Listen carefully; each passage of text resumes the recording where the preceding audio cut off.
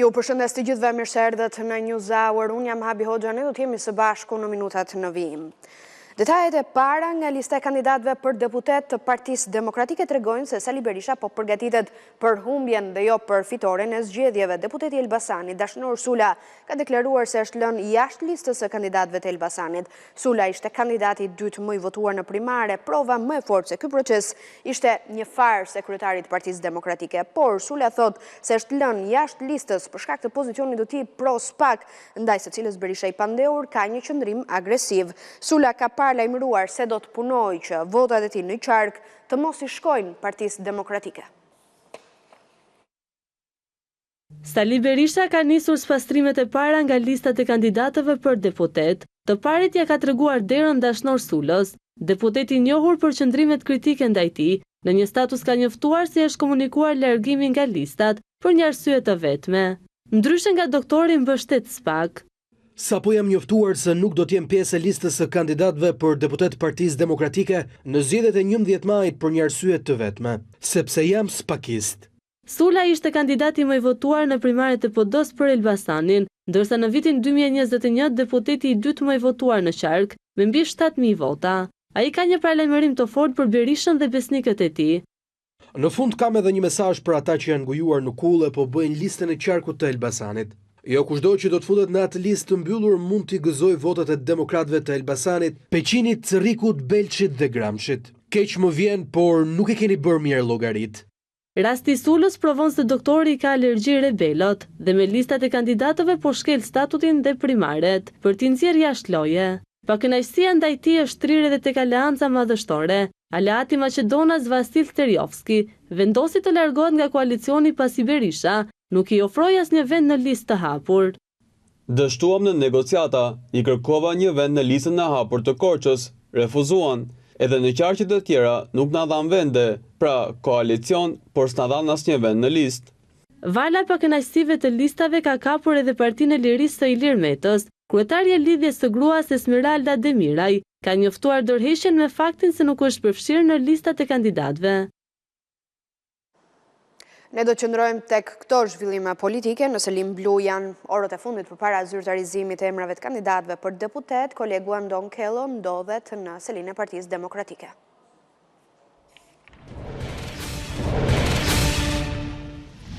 Andon, të përshëndes, përveç Dashnor Sulës, a ka emra të tjerë që po përjashtohen nga Berisha, i cili do duhet themi nuk po respekton as primaret e tij?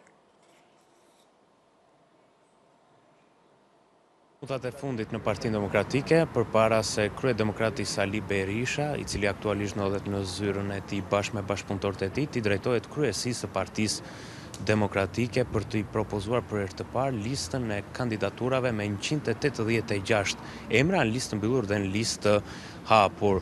Është parashikuar që mbledhja e kryesisë fillojë në orën 16, ku zoti Berisha do të ketë edhe një fjalë të hapur, ndërsa deri në këto momente takimet private apo kokë më kokë janë tepër hermetike, posaçërisht vetëm në zyrën e zotit Berisha. Së fundmi kanë hyrë në zyrën e tij 2 deputete, Oriela Nebia, e cila vetëm së fundmi është bashkuar Berishës, megjithatë në primare rezultoi me vetëm 47 vota, dhe deputetja e Durrësit apo e Fushkruis Andja Ulliri. Ndërkohë edhe aleat të tjerë hyjnë dhe dalin në zyrën e Berishës për t'i dhënë dorën e fundit listave qoftë të mbyllura qoftë të hapura të Partisë Demokratike, por sigurisht ende pa u publikuar një listë apo pa dalë edhe emrat e parë, kanë filluar edhe kritikat apo edhe akuzat ndaj kupolës së Partisë Demokratike, e cila po thur listat. I pari ishte deputeti Dashnor Sula, një deputet kritik në fakt ndaj kupolës së Partisë Demokratike dhe ndaj qëndrimeve të zotit Berisha, por në reagimin e tij ai thekson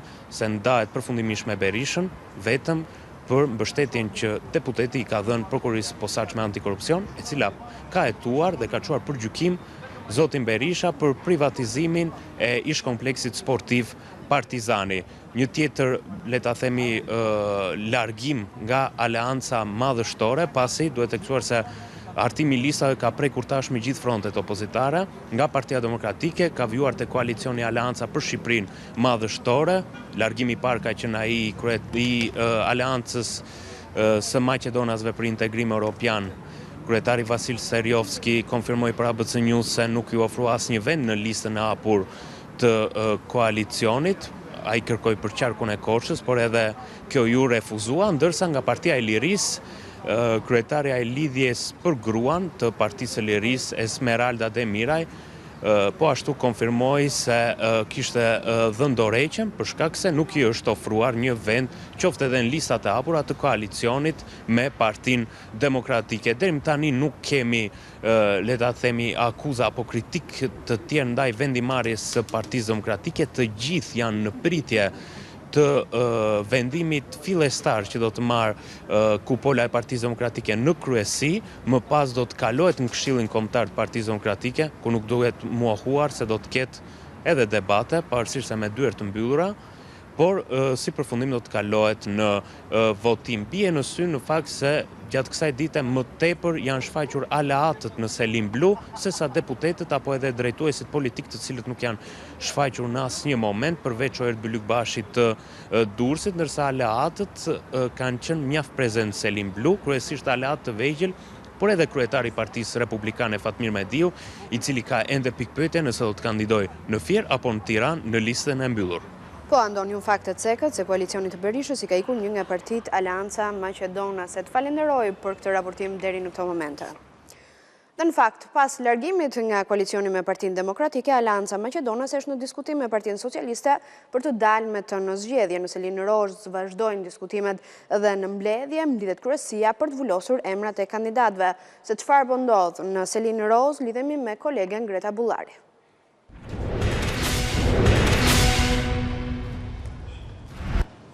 Po Greta, përshëndet, cilat janë lëvizjet nga Partia Socialiste? Habi të përshëndes, në fakt që prej orës 14:30 kryeministri Edi Rama ndodhet në selinë e Partisë Socialiste, nga kush po zhvillon takime edhe me drejtuesit politik të qarqeve. Më duhet të lajmëroj edhe për një informacion të fundit, dhe burime nga Partia Socialiste kanë konfirmuar se Vasil Sterjovski, kryetari I Aleancës Maqedonase për integrimin europian, do të jetë pjesë e listave të hapura të kësaj force politike në qarkun e Korçës. Vetë zoti Sterjovski njoftoi paraditën e sotme edhe tërheqjen nga koalicioni I Partisë Demokratike, Aleanca për Shqipërinë Madhështore, dhe ishte në negociata me socialistët sa I përket, po themi, përfshirjes së tij në listën e hapur të Partisë Socialiste. Ndërkohë, për sa I përket zhvillimeve të tjera të cilat vijnë nga Partia Socialiste, të paktën deri në këto momente janë duke u zhvilluar takime të ndara me drejtuesit të politik të qarqeve. Në këto momente në fakt sapo hyri në selinë e Partisë Socialiste dhe Niko Peleshi, drejtuesi politik I qarkut të Korçës, ndërkohë që prej orës 14:15 Edi Rama ndodhet në selinë Rozë për të dhënë, po themi, edhe për të diskutuar, po themi, edhe emrat e fundit përpara se lista e Partisë Socialiste t'i kaloj kryesisë së partisë. Më duhet të theksoj Habit, duke u referuar, po themi, edhe emrat të cilët tashmë janë të sigurt që do të përbëjnë listën e sigurt të Partisë Socialiste, patjetër që drejtuesit politik të qarqeve do të jenë në listën e sigurt, sikundër se janë konfirmuar dhe nga ana e kryeministrit Edi Rama. Në Tiranë në listën e sigurt do të jetë Ogerta Manastirliu dhe Elisa Spiropali.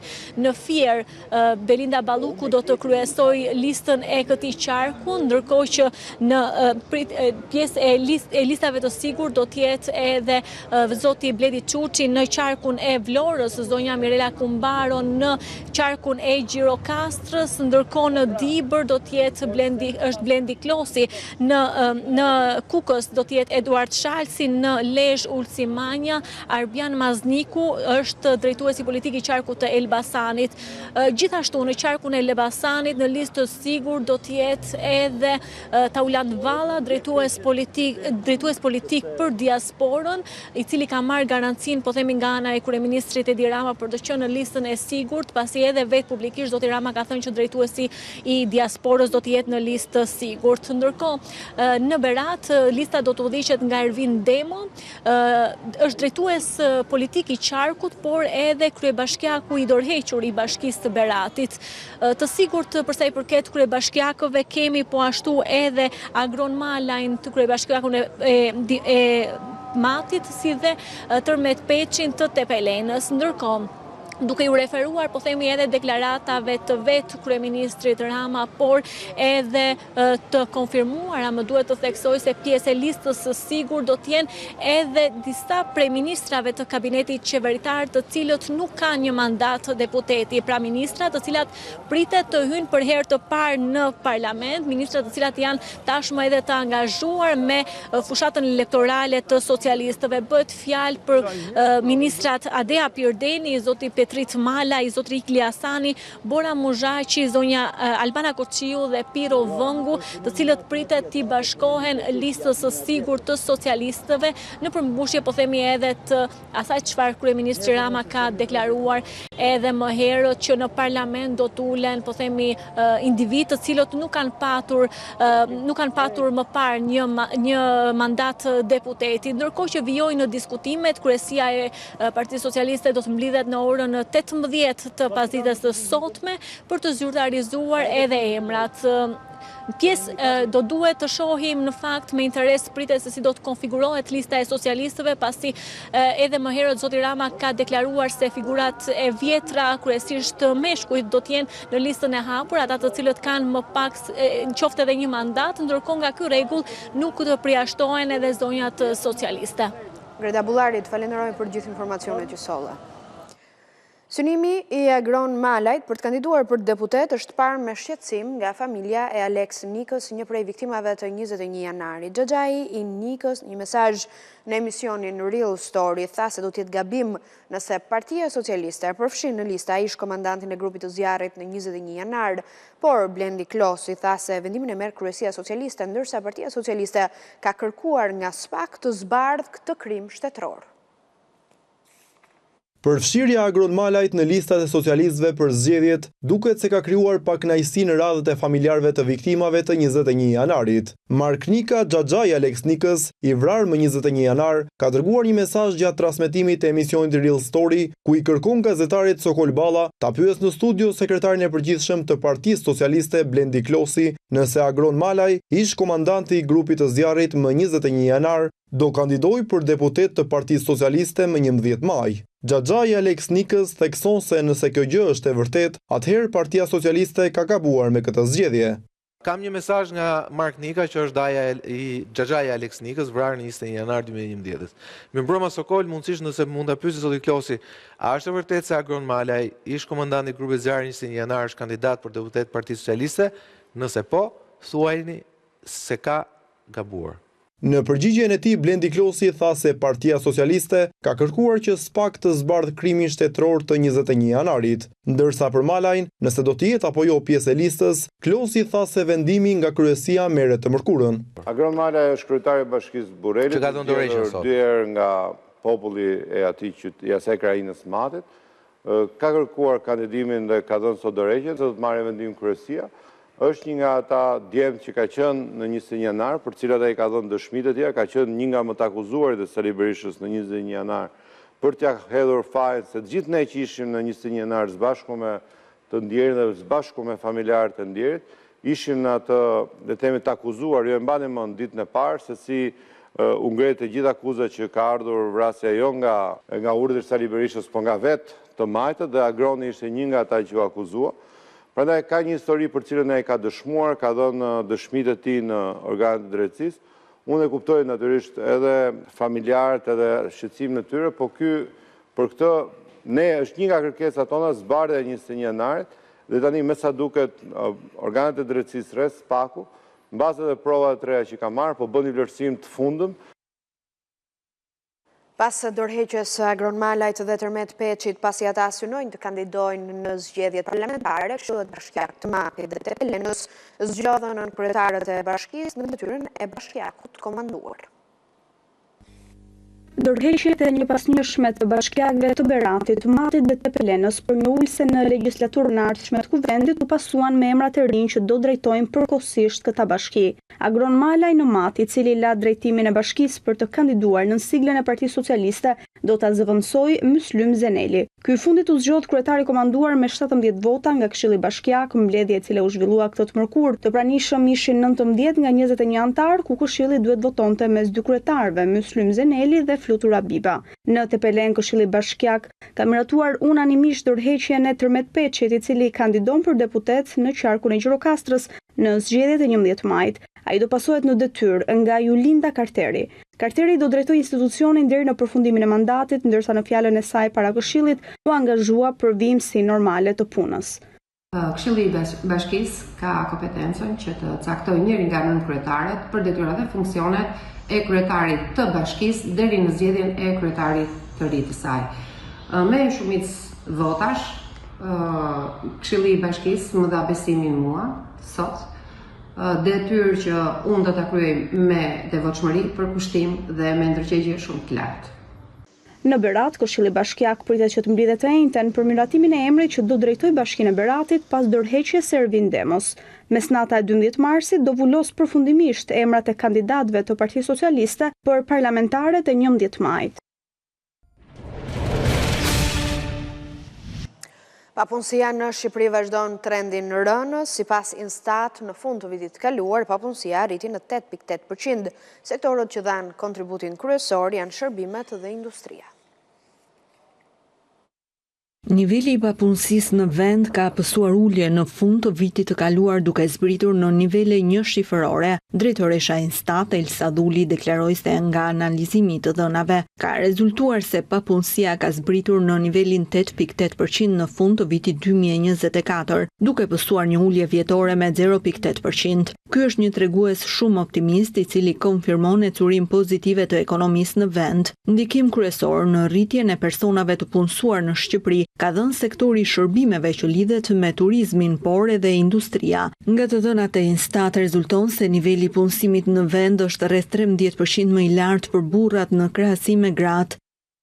Sipas rezultateve, në tremujorin e 4 2024, shkalla e punësimit për popullsim 15-64 vjeç është 68.3%, duke shënuar një rritje vjetore me 1.6 pikë dhe një rënje tremujore me 0.8 pikë. Shkalla zyrtare e papunësisë në Shqipëri në tremujorin e 4 2024 për popullsim 15 vjeç e lartë është 8.8%, duke shënuar një ulje vjetore me 0.8 pikë dhe një rritje tremujore me 0.7 pikë. Të tre sektorët kanë ndikuar, industria, bujqësia dhe shërbimet, por fokusi kryesor ka qenë tek shërbimet. Po ashtu, sipas të dhënave të Instat, edhe paga mesatare mujore bruto gjatë tremujorit të 4 të vitit 2024 arriti në 83.401 lek, duke pësuar një rritje me 11.2%, krahasuar kjo me të njëjtën periudhë të vitit të kaluar. Por edhe gjatë kësaj kohe, shteti ka rezultuar me rritjen më të fortë të pagave, duke prekur nivelin e mbi 100.000 lekëve në muaj. Edhe në privat ka pasur një rritje të nivelit të pagave, por përsëri mbetet shumë më poshtë në krahasim me shtetin. Sot në apelin e gjykatës së posaçme pritet vendimi për masën e sigurisë për Erion Veliajn. Seanca ka nisur prej orës 12:30 pas asaj të një dite më parë, ku palët për rreth 7 orë paraqiten provat dhe argumentet e tyre. Lidhemi me kolegun Ermal Via. Ermal, përshëndet, çfarë ka ndodhur deri më tani në seancën e sotme?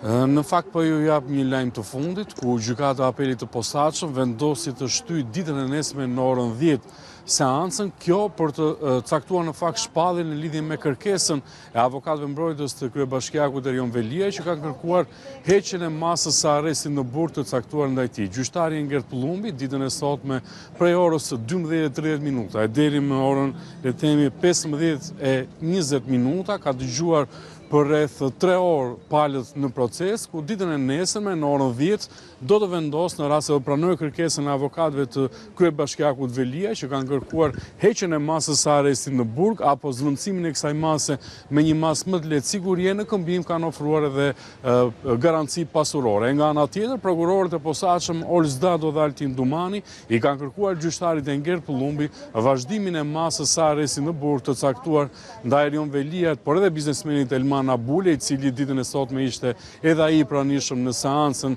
që u zhvillua prej orës 12:30 minuta, kanë kërkuar vijimin e masës së arrestit në burg të caktuar ndaj tyre si të përfshirë në akuzat e korrupsionit dhe pastrimit të parave. Nga ana tjetër kemi mësuar në fakt se Veliaj ditën e sotme në fjalën e tij të mbajtur përballë gjykatës, në një fjalë të gjatë duhet thënë, i ka kërkuar gjyqtarit të apelit të posaçëm që provat të cilat paraqiti ditën e djeshme prokuroria e posaçme, prova të tjera shtesë ku sipas tyre implikonin Veliajn në disa, po themi, momente teksa ata e cilësonin si intimidim nëpërmjet statuseve apo edhe disa përgjimeve të kryera në ambientet e paraburgimit në drejtim të njerëzve të drejtësisë, vetë Veliaj i ka kundërshtuar këto prova, teksa është shprehur se vetëm këtij të fundit i kanë përgjigjuar për rreth 1 muaj familjen apo dhe anëtarë të tjerë të familjes, e ndryshe kanë vepruar me ish-kryeministin Sali Berisha, ku ky i fundit në daljet publike ka sulmuar disa herë prokurorinë e posaçme, por këto nuk i kanë cilësuar si provë në procesin që është mbajtur ndaj tij. Nga ana tjetër, tashmë do të shohim se kush do të jetë vendimarrja e gjyqtarit Engert Pullumbi, që duhet të vendos ditën e nesërme në orën 10 në rast se do të pranojë kërkesën e avokatëve mbrojtës të kryebashkiakut Veliaj për heqjen e masës së arrestit në burg të caktuar ndaj tij prej 12 shkurtit, apo do të pranojë kërkesën e prokurorisë që kërkon që të vijohet masa e arrestit në burg. Pra shtyhet për nesër vendimi për zotin Veliaj. Ermal Viat, falenderoj për informacionin e minutave të fundit. Të njëjtën TikTok mbyllet për të gjithë territorin shqiptar. Autoriteti kombëtar për sigurinë kibernetike kërkon nga kompanitë e internetit marrjen e masave të nevojshme për bllokimin e aksesit në platformë dhe infrastrukturën e tij digjitale në territorin shqiptar. Javën e kaluar qeveria miratoi vendimin për mbylljen e TikTok për 1 vit, kohë për marrjen e masave në bashkërendim me kompaninë. Vendimi erdhi pas konsultimeve me prindër dhe mësues. Në 13 mars, TikTok do të mbyllet për të gjithë territorin shqiptar. Autoriteti Komunikimeve Elektronike dhe Postare ka kërkuar zyrtarisht bllokimin e aksesit të kësaj platforme, bazuar në urdhrin e Autoritetit Kombëtar për Sigurinë Kibernetike. Në dokumentin zyrtar të këtij institucioni theksohet se në datën 13 mars duhet të mbyllet aksesi IP-ve dhe domejneve që lidhen me TikTok, ndërsa me anë të një emaili i dërguar subjekteve që ofrojnë shërbime interneti, u është kërkuar që të merren masa për bllokimin e aksesit të TikTok. Secili sipërmarrës duhet të paraqesë konfirmim me shkrim në Autoritetin e Komunikimeve Elektronike dhe Postare dhe përdjeni Autoritetit Kombëtar për Sigurinë Kibernetike për mbylljen e aksesit të IP-ve dhe domejneve, të cituara në shkresën e Autoritetit Kombëtar për Sigurinë Kibernetike brenda datës 13 mars 2025. Ndërkohë, në urdhrin e Autoritetit Kombëtar për Sigurinë Kibernetike, i cili është përcjell AKEP, listohen të gjitha IP-t dhe serverat që duke nisur nga data 13 mars nuk do të jenë më të aksesueshme për publikun shqiptar. Të njëjtën qeveria miratoi vendimin për mbylljen e aksesit në platformën e TikTok për një periudhë 12 mujore. Kjo kohë do shërbej për marrjen e masave në bashkërendim edhe me përfaqësuesit e kompanive për vendosjen e filtrave, moshës së aksesit si dhe parandalimin e fëmijëve nga përmbajtjet e padëshiruara. Ky vendim i qeverisë erdhi pas një periudhe të gjatë konsultimesh me përfaqësues të komunitetit të prindërve dhe mësuesve. Ne kemi mbritur kështu në fund të News Hour. Ju rikujtoj si gjithmonë adresën tonë zyrtare të webit abcnews.al, ku mund të klikoni në çdo kohë dhe të njeni aty me lajmet më të fundit nga vendi, rajoni e bota, apo dhe të na ndiqni përmes valve të radios në 105 FM. Ne bashkëndajemi këtu vetëm pas pak, vjen faqa 4 me kolegët Jeta Kasemi dhe Sali Doçi.